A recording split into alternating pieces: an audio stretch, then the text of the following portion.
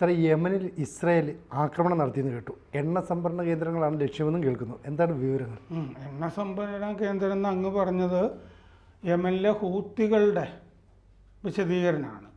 പക്ഷേ പട്ടാള കേന്ദ്രങ്ങളാണ് ആക്രമിച്ചതെന്ന് ഇസ്രായേൽ പറഞ്ഞിട്ടുണ്ട്.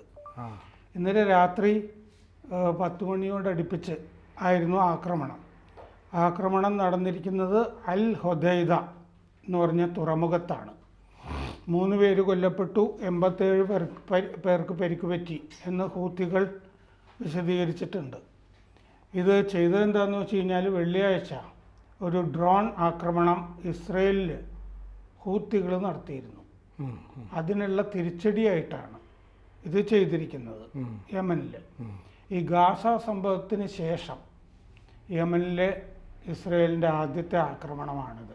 അതാണ് അതിൻ്റെ പ്രാധാന്യം. അപ്പോൾ ഇസ്രയേൽ പറഞ്ഞിരിക്കുന്നത് അടുത്ത കാലത്ത് 100 കണക്കിന് ഇസ്രയേൽ കേന്ദ്രങ്ങൾക്കെതിരായ ആക്രമണങ്ങൾക്ക് മറുപടിയാണ് എന്ന് പറഞ്ഞിട്ടുണ്ട്. എന്ന് പറഞ്ഞാൽ കുറേ നാളായിട്ട് ഇങ്ങനെ പലതരത്തിലൊക്കെ ആക്രമണങ്ങൾ നടത്തുന്നുണ്ട്. അതൊക്കെ ഇൻ്റർസെപ്റ്റ് ചെയ്യും. കാരണം മിസൈലൊക്കെ ആക്രമണമൊക്കെ നടത്തുമ്പോൾ അതൊക്കെ തടയാനുള്ള സംവിധാനം ഇസ്രയേലിനുണ്ട്. പക്ഷേ ഈ ആക്രമണം തടയാൻ കഴിയാതെയാണ് നടന്നിരിക്കുന്നത്. അതാണ് വ്യത്യാസം. അവരുടെ ഹൂത്തികളുടെ അൽ മസീറ എന്ന് പറഞ്ഞ ടെലിവിഷനാണ് ഇപ്പോൾ അങ്ങ് പറഞ്ഞ ന്യായം പറഞ്ഞത്. ഈ ആക്രമണം നടന്നത് സംഭരണ കേന്ദ്രങ്ങളിലാണ്.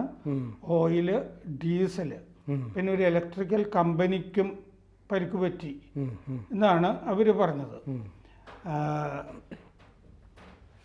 പരിക്കുകളാണ് കൂടുതൽ എന്നും പറഞ്ഞിട്ടുണ്ട് അവർ. അത് ശരിയാണ്, 3 പേരാണ് കൊല്ലപ്പെട്ടത് എന്ന് അവർ തന്നെ വിശദീകരണമുണ്ട്. കാഷ്വാലിറ്റി എത്രയാണ് മരണം, എത്രയാണ് കൊല്ലപ്പെട്ടതെന്നുള്ളതിനെ പറ്റി ഇസ്രയേലൊന്നും പറഞ്ഞിട്ടില്ല. പക്ഷേ ഇസ്രയേലിൽ വെള്ളിയാഴ്ച ഹൂത്തികൾ നടത്തിയ ആക്രമണത്തിൽ ഒരാൾ കൊല്ലപ്പെടുകയും 3 പേർക്ക് പരിക്കേൽക്കുകയുമാണ് ചെയ്തിരിക്കുന്നത്. അപ്പോൾ നെതന്യാഹു, ഇസ്രയേലിൻ്റെ പ്രധാനമന്ത്രി, പറഞ്ഞിട്ടുണ്ട് ഞങ്ങൾ ആര് ഇങ്ങോട്ടടിച്ചാലും തിരിച്ചടിച്ചിരിക്കും എന്ന് പറഞ്ഞിട്ടുണ്ട്. പ്രതിരോധ മന്ത്രി യോവ് ഗാലന്റ് പറഞ്ഞു, ഇപ്പോൾ യമനിൽ കത്തുന്ന തീ ഗൾഫിൽ നിന്നാൽ മൊത്തത്തിൽ കാണാം ആ തീ. ഇനിയും ഇത് ഞങ്ങൾ ചെയ്തിരിക്കും. ഇസ്രയേലിലെ ഓരോ വ്യക്തിയുടെയും രക്തത്തിന് വിലയുണ്ട്. ലെബനൻ, ഗാസ, യമൻ എവിടെയും ഇപ്പോൾ ഞങ്ങൾ ആ രക്തത്തിന് വിലയുണ്ട് എന്നുള്ളത് തെളിയിച്ചിട്ടുണ്ട്. എല്ലായിടത്തും കാണാം.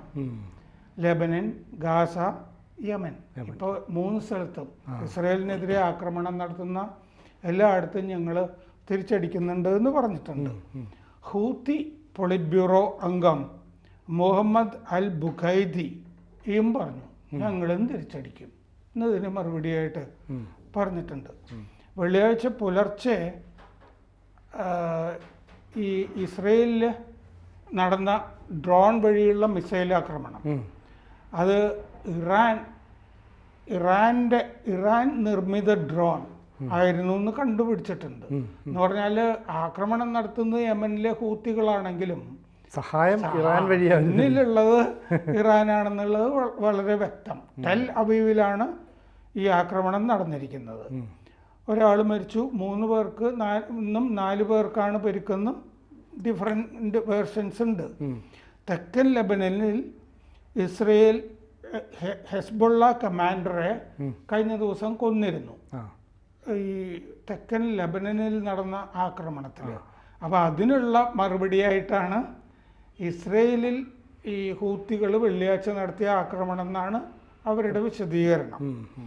അതായത് ലെബനനിൽ ഹെസ്ബുള്ളക്കെതിരെ തിരിച്ചടിച്ചാലും ഈ ഹൂത്തികൾ പകരം ചോദിക്കുന്നുള്ള അവസ്ഥയാണ് ഇപ്പോൾ ഗാസ സംഭവത്തിന് ശേഷം. ഈ കഴിഞ്ഞ ജനുവരി മുതൽ അമേരിക്കയും ബ്രിട്ടീഷ് സേനയും ഒക്കെ ചേർന്നിട്ട് ഈ യമനിൽ നിരന്തരം ആക്രമണം നടത്തുന്നുണ്ട്. അതിൻ്റെ കാരണം എന്താണെന്ന് വെച്ച് കഴിഞ്ഞാൽ ഒക്ടോബർ 7 ഗാസയിൽ ഇസ്രയേൽ ആക്രമണം നടത്തിയ ശേഷം ഈ ചെങ്കടലിൽ, അതുപോലെ ബാബ് അൽ മന്ദേബ് ഉൾക്കടൽ, ഏഡൻ ഉൾക്കടൽ, ഇവിടെയൊക്കെ ഈ കപ്പലുകളെ ഉപരോധിക്കുന്നുണ്ട് ഈ ഹൂത്തികൾ. അത് പല രാജ്യങ്ങളുടെയും കപ്പലുകളെ ഈ ചെങ്കടലിലും ഈ മറ്റ് 2 ഉൾക്കടലുകളിലും അവർ ഉപരോധിക്കുന്നുണ്ട്. ഈ എണ്ണയൊക്കെ ആയിട്ട് പോകുന്ന കപ്പലാണ്. എന്നിട്ട് കപ്പൽ റൂട്ട് മാറ്റിയൊക്കെ പോകണം. ഇത് വലിയ പുലിവാലായി മറ്റ് രാജ്യങ്ങൾക്കിപ്പോൾ രാജ്യങ്ങൾ അഭിമുഖീകരിക്കുന്നുണ്ട്. അങ്ങനെ ഈ ഗാസയിൽ ഉള്ള ആക്രമണം ഇസ്രയേൽ നടത്തിയപ്പോൾ ഇസ്രയേലിനെ ആക്രമിക്കുന്നതിന് പകരം പല രാജ്യക്കാരുടെയും കപ്പലുകളെ ആക്രമിച്ചിട്ടാണ് ഹൂത്തികൾ അവരുടെ വിഷമം തീർക്കുന്നത്. അപ്പോൾ ആ കപ്പലുകളൊന്നും ഇസ്രയേലുമായിട്ട് ഒരു തരത്തിലും ബന്ധപ്പെട്ടതുമല്ല. അതാണ് അവസ്ഥ. അപ്പോൾ ആദ്യത്തെ ഈ പറഞ്ഞ പോലെ ആദ്യത്തെ ഇസ്രയേൽ ആക്രമണമാണ് ഈ ഗാസ സംഭവത്തിന് ശേഷം. ഈ ഹമാസും ഹെസ്ബുള്ളയും ഈ ഇപ്പോൾ നടന്ന ആക്രമണത്തിന് ശേഷം, ഇസ്രയേൽ ഇപ്പോൾ ഇന്നലെ രാത്രി നടത്തിയ ആക്രമണത്തിന് ശേഷം ഹെസ്ബുള്ളയും മറ്റേ ഹമാസും ഹൂത്തികളെ പിന്തുണച്ച് പ്രസ്താവനകൾ ഇറക്കിയിട്ടുണ്ട്. ഇസ്രയേലിൻ്റെ അതിർത്തിയിൽ നിന്ന് ഇസ്രയേൽ ആക്രമണം നടത്തിയിരിക്കുന്നത് 1800 കിലോമീറ്റർ അകലെയാണ് ഈ ആക്രമണം നടത്തിയിരിക്കുന്നത്. അത് വ്യോമാക്രമണമാണ്. വിമാനങ്ങൾ വഴിയുള്ള മിസൈൽ ആക്രമണം ആണ് ഈ നടത്തിയിരിക്കുന്നത്. ഇപ്പോൾ ഇറാൻ്റെ ഈ പിണി ആളുകളായിട്ടാണ് ഹൂത്തികൾ ഇപ്പോൾ കാര്യങ്ങളൊക്കെ ചെയ്തുകൊണ്ടിരിക്കുന്നത്. ഈ 38,900 പലസ്തീനികളാണ് ഇതുവരെ ഗാസയിൽ ഈ ഒക്ടോബർ മുതൽ ഇസ്രായേൽ നടത്തുന്ന ആക്രമണങ്ങളിൽ കൊല്ലപ്പെട്ടിരിക്കുന്നത് എന്നാണ് കണക്ക്. ഇതാണിപ്പോൾ ഇതിൻ്റെ അവസ്ഥ.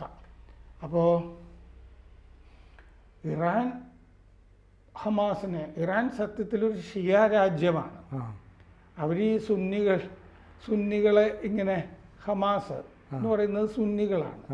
സത്യത്തിൽ ഷിയയും സുന്നികളും തമ്മിൽ നിതാന്ത വൈരമുള്ള രണ്ട് കക്ഷികളാണ്. പക്ഷേ ഈ ഷിയ രാജ്യമായ ഇറാൻ ഈ ഹമാസിന് വർഷം 3000 കോടി രൂപ സഹായം കൊടുക്കുന്നുണ്ട് എന്നാണ് കണക്കുകൾ. സാർ, ഈ ഹമാസ് ഇസ്രായേൽ ആക്രമണം നടത്തി പിന്നെ ഇസ്രായേൽ തിരിച്ചടിച്ചല്ലോ. ഇപ്പം വെസ്റ്റ് ബാങ്കിലും ഗാസയിലും ഒക്കെ തിരിച്ചടിച്ചപ്പോൾ അന്ന് അവർ പറഞ്ഞിരുന്നു ഇറാൻ ഞങ്ങളുടെ ഒരു പിന്നിലുണ്ട്, അല്ലെ പിന്തുണയിലുണ്ട്. പക്ഷേ ഇറാൻ പ്രസിഡന്റ് പിന്നെ മരിക്കുകയൊക്കെ ചെയ്തപ്പോൾ നമ്മൾ കരുതിയത് ഇറാൻ ഇതിൽ നിന്നൊക്കെ മാറി അവരുടെ കയ്യിലൊന്നും ഇല്ലാതെ. പക്ഷേ ഇപ്പോൾ ഈ ഹൂതികളുടെ ആക്രമണം നടന്നപ്പോൾ വ്യക്തമാകുന്നത് ഇറാൻ നന്നായി സപ്പോർട്ട് ചെയ്യുന്നു എന്നല്ലേ. അതെന്താണെന്ന് വെച്ചാൽ ഇറാനിൽ പ്രസിഡന്റ് മാറിയാലും കാര്യം ഒന്നും മാറില്ല.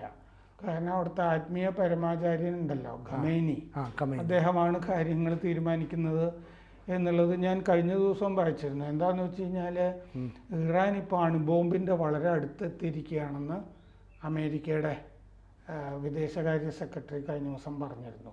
ഇനിയിപ്പോൾ ഒരാഴ്ച കൊണ്ടോ 12 ദിവസം കൊണ്ടോ അവർക്കൊരു അണുബോംബ് ഉണ്ടാക്കാൻ മാത്രം കപ്പാസിറ്റി ആവും. യുറേനിയം സമ്പുഷ്ടമാക്കാനുള്ള കപ്പാസിറ്റി അവർക്ക് ഉണ്ടായി എന്ന് പറഞ്ഞിരുന്നു. അപ്പോൾ അതും ഭീകരമായ ഒരു ഭീഷണിയായിട്ട് നിൽക്കുകയാണ്.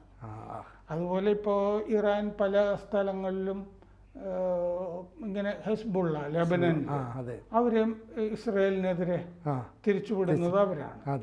പിന്നെ അമേരിക്കയുടെയും മറ്റു രാഷ്ട്രങ്ങളുടെയും ഉപരോധം ഇറാൻ്റെ മേലിലുണ്ട്. അപ്പോൾ അതുകൊണ്ട് ഇറാൻ ഒറ്റയ്ക്ക് നിൽക്കേണ്ടി വരും. അതിൻ്റെ കഷ്ടപ്പാടുകളൊക്കെ ഉണ്ട്. ഈ ഹിസ്ബുള്ള ആക്രമണം നടത്തി നേരത്തെ പറഞ്ഞിരുന്നു, ലെബനെ തൊട്ട് കഴിഞ്ഞാൽ ഞങ്ങൾ കയറി അടിക്കുമെന്നൊക്കെ ഹിസ്ബുള്ള പറഞ്ഞിരുന്നു. അപ്പോൾ ഇസ്രായേലിനെ ആക്രമിച്ചു കഴിഞ്ഞാൽ ഇസ്രായേൽ കൃത്യമായിട്ട് അവരെ ആക്രമിക്കുകയും അവർക്ക് തിരിച്ചടി കൊടുക്കുകയും ചെയ്തു. അപ്പോൾ ഹിസ്ബുള്ളയും ഈ പറയുന്ന ഹമാസും എല്ലാം കൂടെ ചേർന്ന് വല്ലാത്തൊരു ഗൂഢാലോചന ഇപ്പോൾ നടക്കുന്നുണ്ടെന്നല്ലേ അവസാനം നടക്കുന്നത്. എന്താണെന്ന് വെച്ച് കഴിഞ്ഞാൽ ഇപ്പോൾ സൗദിയുമായിട്ടൊക്കെ നല്ല ബന്ധത്തിൻ്റെ ഉടമ്പടി ഒപ്പുവെക്കാനായിട്ട് തുനിയുന്നതിന് 15 ദിവസം മുമ്പാണല്ലോ ഈ ഹമാസിൻ്റെ ആക്രമണം നടന്നത്. അത് തടയുക എന്നുള്ളതാണ്. ഇപ്പം നമ്മൾ POKയിൽ പല കാര്യങ്ങളും ചെയ്യും. നമ്മളിപ്പോൾ കശ്മീർ തെരഞ്ഞെടുപ്പ് നടത്തും ഇന്ത്യ എന്നുള്ളത് കൊണ്ടാണല്ലോ ഇപ്പോൾ അവിടെ ജമ്മുവിൽ ആക്രമണം മുറുക്കിയിരിക്കുന്നത്. അവർക്ക് ഈ തെരഞ്ഞെടുപ്പ് നടക്കരുത് എന്നാഗ്രഹമുണ്ട്. എന്ന് പറഞ്ഞ പോലെയാണ് പല കാര്യങ്ങളും. ഈ സന്ധി ഗൾഫ് രാജ്യങ്ങളും പ്രത്യേകിച്ച് സൗദിയും ഇസ്രയേലും ഒക്കെ ആയിട്ട് കച്ചവട ബന്ധങ്ങൾ ഇനിയിപ്പോൾ സമാധാനമായിട്ട് നടക്കണം എന്നൊക്കെ വിചാരിക്കുന്നുണ്ട്. അമേരിക്ക അതിന് ഇടനില നിൽക്കുന്നുണ്ട്. അപ്പോൾ അതുണ്ടാകരുത് എന്ന് പറഞ്ഞിട്ടാണ് ഈ ഹമാസ് ഈ ആക്രമണം നടത്തിയിരിക്കുന്നത്. അപ്പോൾ അത് എന്തായാലും തൽക്കാലം തടയപ്പെട്ടിട്ടുണ്ട്. ഇപ്പം നമ്മൾ മനസ്സിലാക്കുന്ന ഈ അറബ് രാജ്യങ്ങൾ ഇപ്പം ഇസ്രയേലുമായിട്ട് എന്താണ് ഒരു ബന്ധം കൊണ്ടുപോവുക? അതെ, അല്ല എങ്ങനെ കാരണം ഈ പലസ്തീൻ അഭയാർത്ഥികളെ സ്വീകരിക്കാനൊന്നും ഗൾഫ് രാജ്യങ്ങൾ ബില്ലിങ് അല്ലല്ലോ, അവർക്കൊന്നും താല്പര്യമില്ല.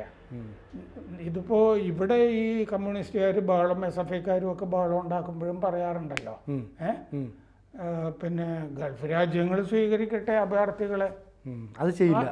ഈജിപ്തോ ആരും സ്വീകരിക്കില്ലല്ലോ. ഈജിപ്ത് അതിർത്തി അടക്കിയൊക്കെയാണ് ചെയ്തത് ഈ അഭയാർത്ഥികളൊന്നും അങ്ങോട്ട് ചെല്ലണ്ടെന്ന് പറഞ്ഞിട്ട്. കാരണം ഈ ചോദിച്ചും പഠിച്ചാണല്ലോ, ഒരാവശ്യമില്ലാതെ ഹമാസ് തുരങ്കമൊക്കെ ഉണ്ടാക്കിയിട്ട് അങ്ങോട്ട്. കാരണം ഈ റഡാറിലൊക്കെ ഇത് ദൃശ്യമാവുന്നുള്ളതുകൊണ്ട് തുരങ്കങ്ങൾ ഉണ്ടാക്കിയാണ് ഇസ്രായേലിലേക്ക് കയറി ആക്രമണം നടത്തിയത്. ഈ ഇസ്രായേൽ എപ്പോഴും പറയുന്നത് ഞങ്ങൾ ഈ ഹമാസിനെ പൂർണ്ണമായിട്ട് ഇല്ലാതാക്കും, അതിന് വേണ്ടിയിട്ട് ഈ ഗാസയിലാണെങ്കിലും അല്ലെങ്കിൽ വെസ്റ്റ് ബാങ്കിലാണെങ്കിലും മുഴുവൻ പേരെയും കൊന്നിട്ടാണെങ്കിലും ഞങ്ങളത് ചെയ്യുന്നത്. അപ്പോൾ അവിടെ താമസിക്കുന്ന ചെറിയ കുട്ടി, അവൻ്റെ കയ്യിലൊരു ചെറിയ ആയുധം ഉണ്ടെങ്കിൽ അവൻ ഹമാസ് എന്നാണ് ഇസ്രായേൽ കരുതുന്നത്. അപ്പോൾ ഇനി ഈ പറയുന്ന കോടതിയും ഒക്കെ ഇടപെടത്തില്ലേ വീണ്ടും ഇതിങ്ങനെ ചെയ്യാൻ പാടില്ല ഹമാസ്? ഇപ്പോൾ അമേരിക്കയൊക്കെ പറഞ്ഞിട്ട് ഒരു വെടിനിർത്തൽ ഉടമ്പടി ഏതാണ്ടൊക്കെ ശരിയായി വരുന്നുണ്ട്. ഹമാസിൻ്റെ മറ്റേ പട്ടാള മേധാവിക്കെതിരെ കഴിഞ്ഞ ദിവസം ഒരു ആക്രമണം ഉണ്ടായിരുന്നു. അപ്പോൾ അയാളുടെ സെക്കൻഡ് ഇൻ കമാൻഡ് ഇനി ഞങ്ങൾ ഉടമ്പടിക്ക് തയ്യാറാണെന്നുള്ള മട്ടിൽ സംസാരിച്ചതുമൊക്കെ ആയിട്ട് ഞാൻ വായിച്ചിരുന്നു.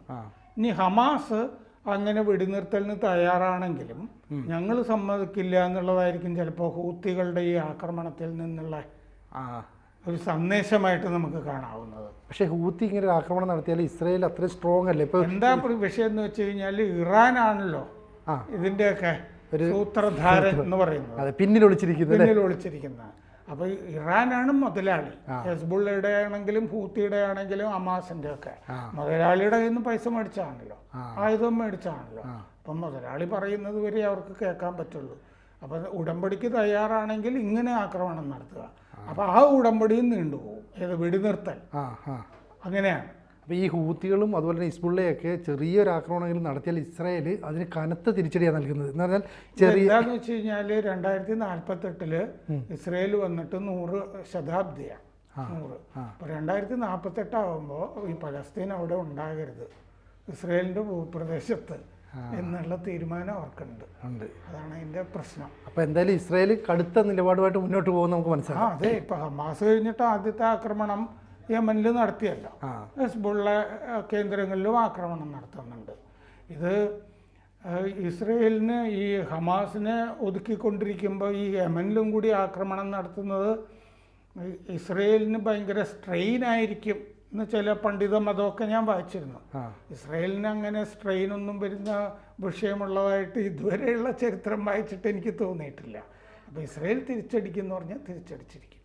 കൂടുതൽ വാർത്തകളും വിശേഷങ്ങളും നിങ്ങളിലേക്ക് എത്താൻ ABC മലയാളം സബ്സ്ക്രൈബ് ചെയ്യുക, ബെൽ ബട്ടണും അമർത്തുക.